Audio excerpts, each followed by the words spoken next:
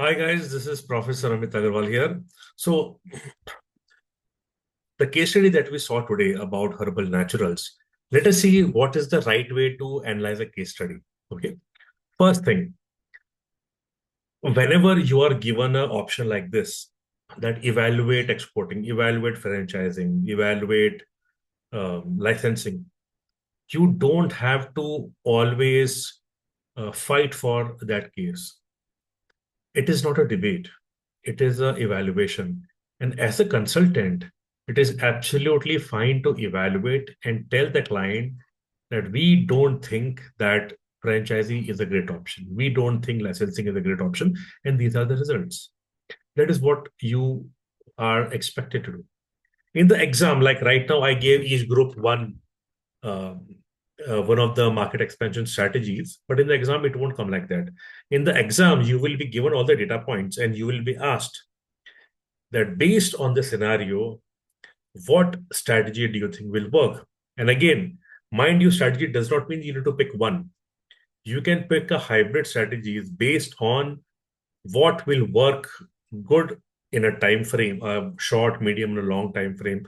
Or it could be that if you're going in two countries, in one country, one strategy will work, one country, another strategy will work. So always keep your mind open because in the corporate world, rarely one size fits all. We always go with a hybrid mode. Okay.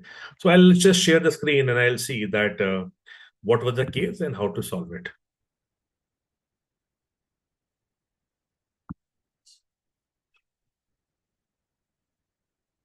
Okay.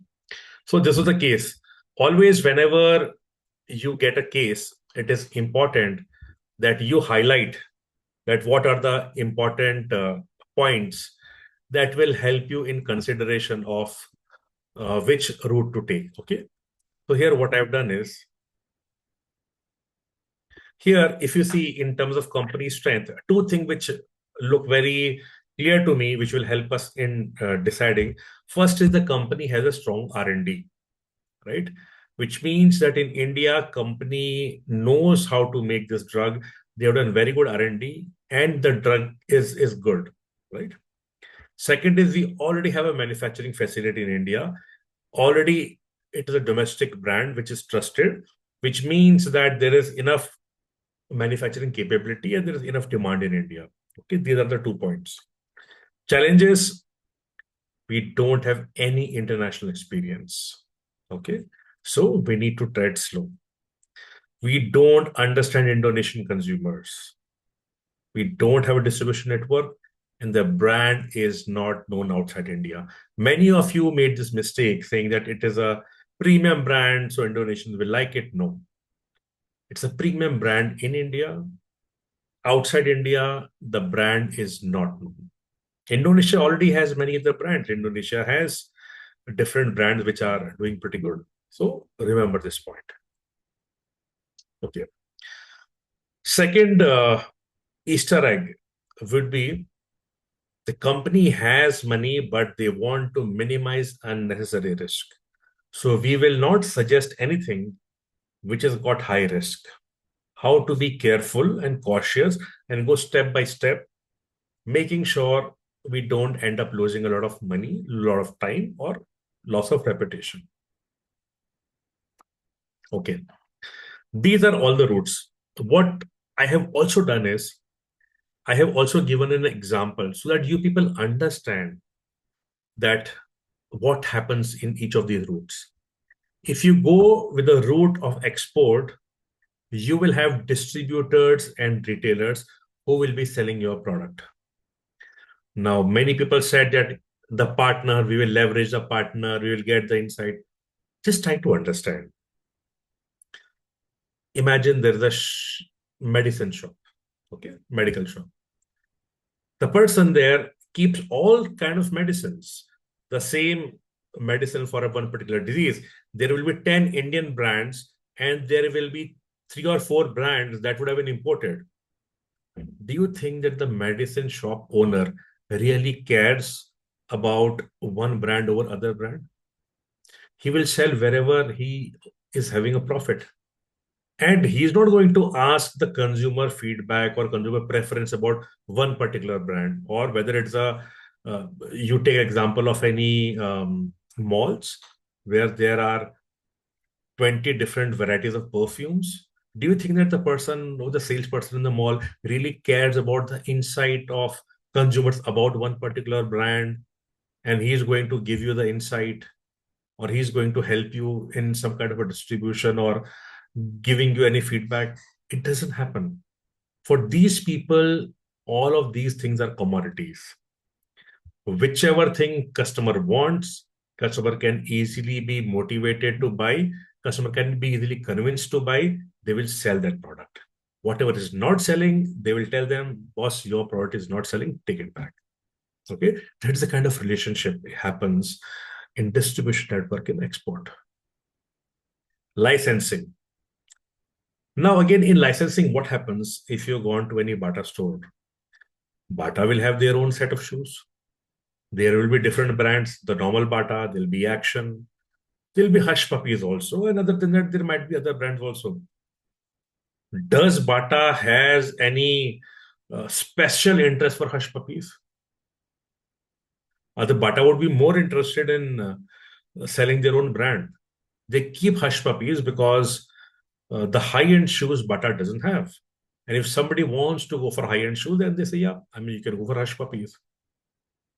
But the Bata is not a very strategic partner for Hush Puppies. They don't really care that they're not going to gain the market instead and give to Hush Puppies. They are just there. Hush Puppies is just one product line which is complementing their portfolio. If Bata had the high-end shoes, why would they keep Hush Puppies? That's a competition. Think of now franchising. In case of franchising, there are different McDonald's outlets who are selling only McDonald's.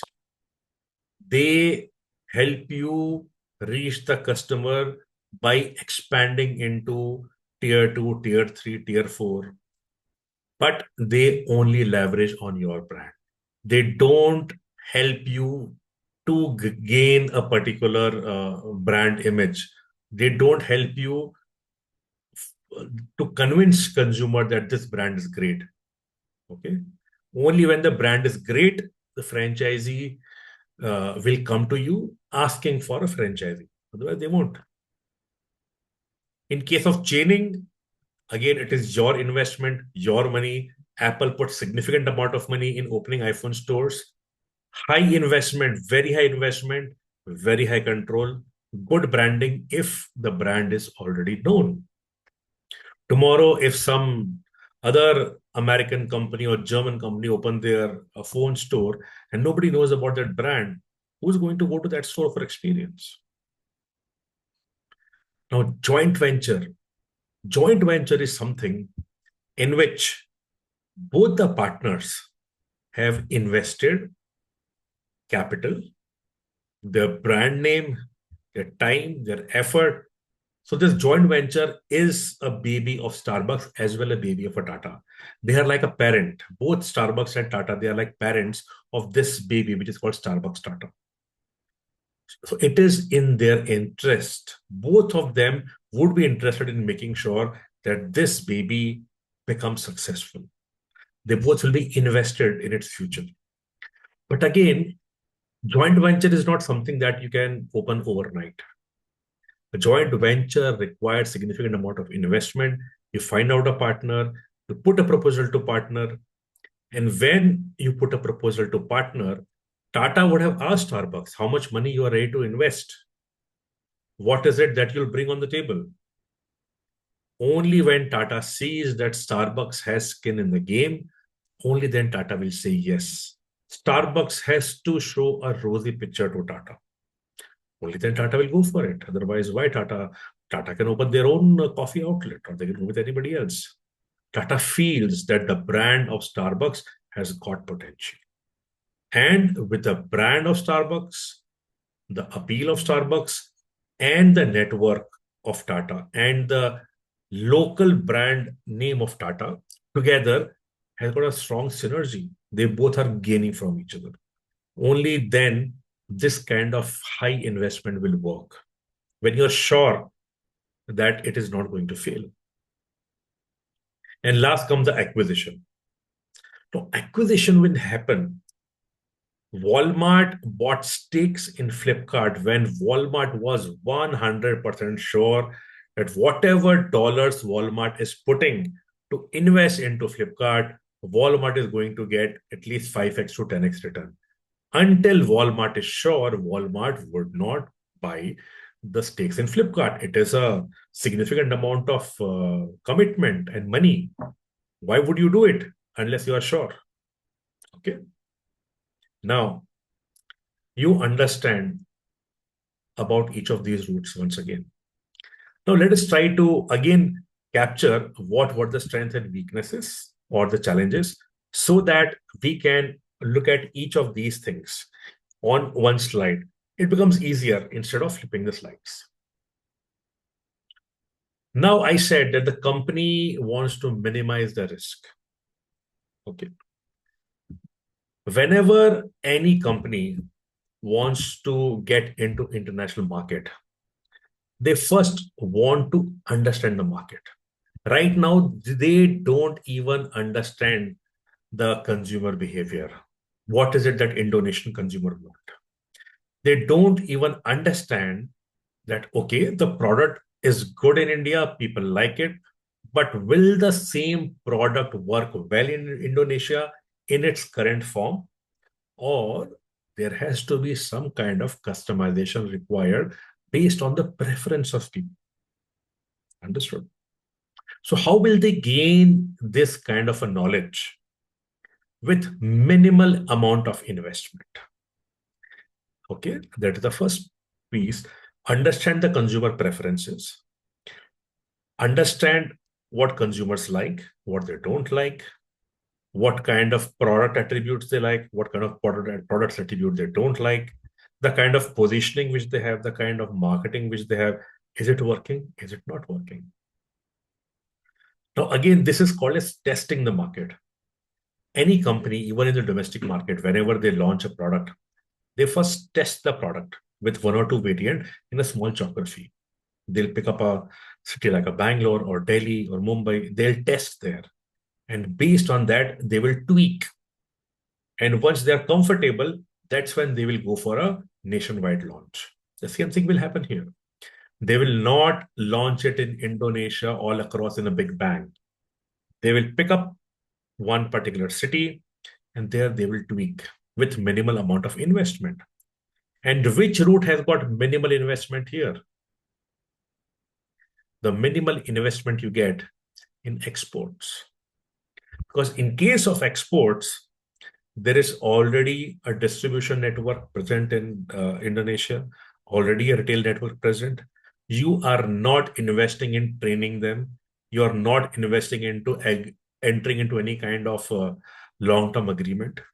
You only have a discussion that I have a product, I am going to export it to you.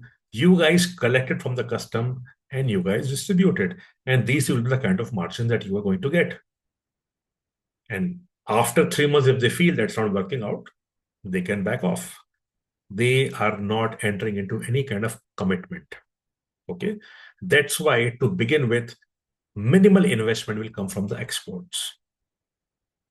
So, what the company should do that they start with the first year with the exports, getting hold of the distributor and retailers, and based on what kind of sales that they're getting, for the consumer feedback, they can have a local market research company in Indonesia to collect the consumer feedback and give it to them. They can also collect the consumer feedback using some kind of a Google Forms, using a QR code on the product where consumers can scan it and send it to them. But a market research agency works pretty well.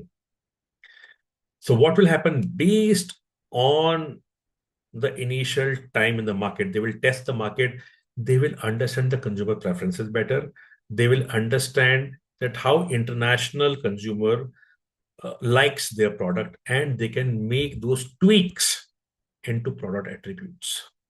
They can make those tweaks in the messaging. They would know whether Ayurvedic sounds cool in Indonesia, Herbal sounds better in Indonesia, or something else sounds better. Maybe neem sounds better, or haldi, tulsi, God knows what. Like in India, you put tulsi and you're done.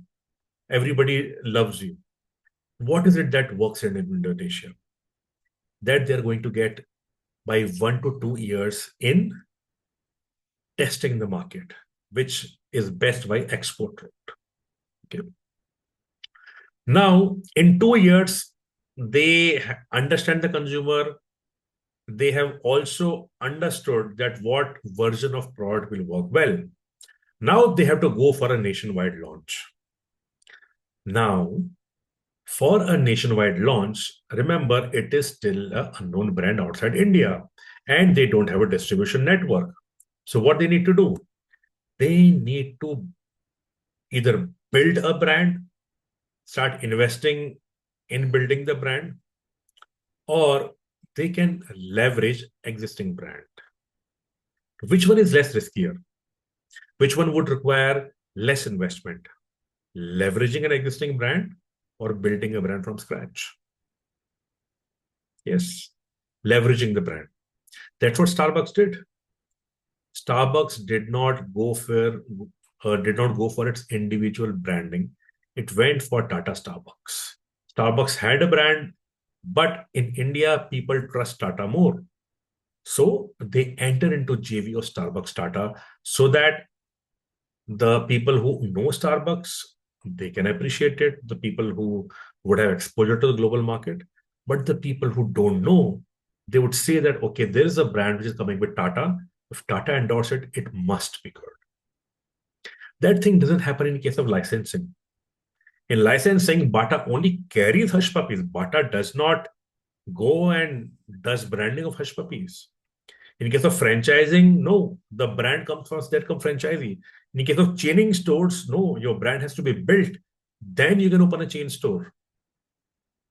So the best way to build a brand, I'll say the best way to, or the cheaper way to build a brand is to leverage an existing brand instead of building a brand from scratch. So it's a low risk activity where they can leverage the brand. And I think one of the team came up with some company so they can use a brand which also includes that local brand. So people know the local brand and they'll start trusting. That is how the brand will become known.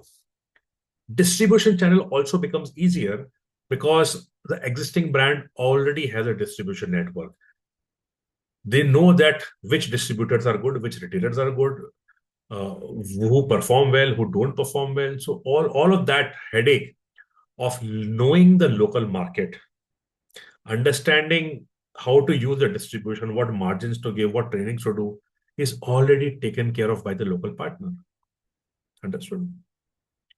Once you start leveraging the brand, once you people start knowing about the brand, slowly your brand will start getting built. So your sales will start increasing. And at some point of time, you will enter into a stable state where you are getting some amount of recurring sales, you are getting some regular orders, and you have a fair enough idea that how is the demand in future.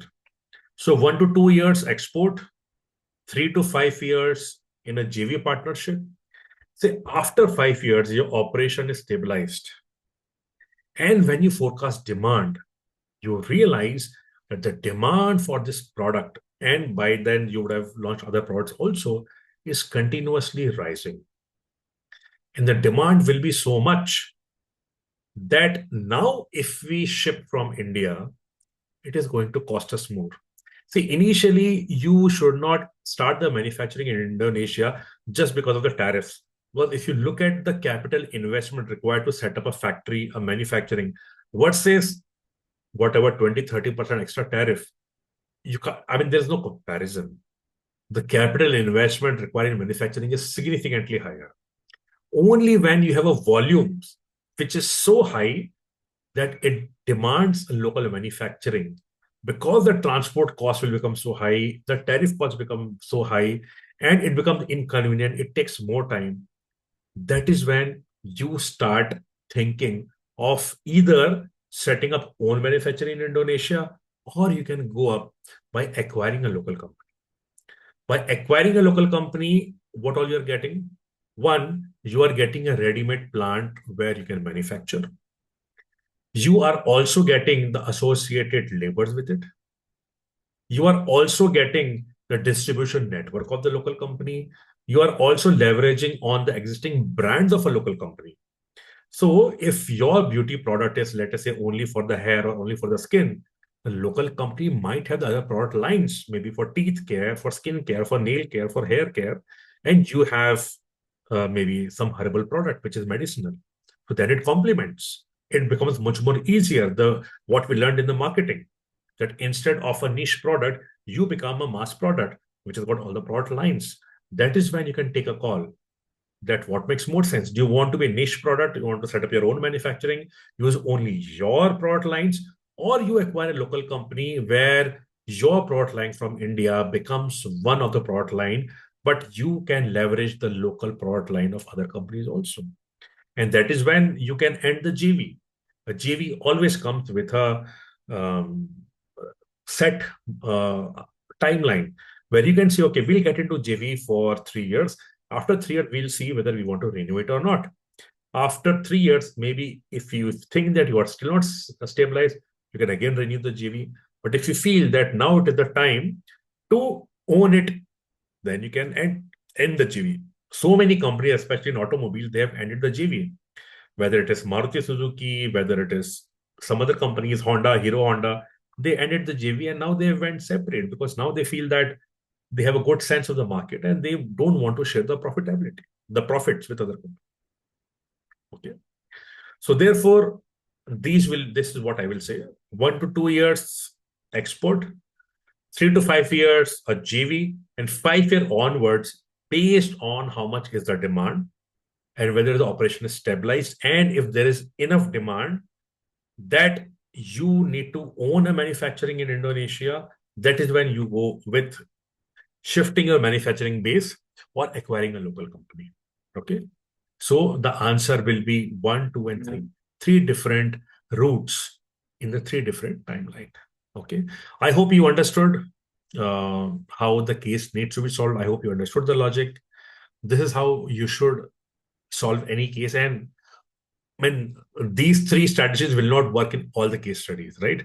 It's not that any case study comes and you blindly apply, okay, first export, then JV, then this thing. No, this is what made sense in this case.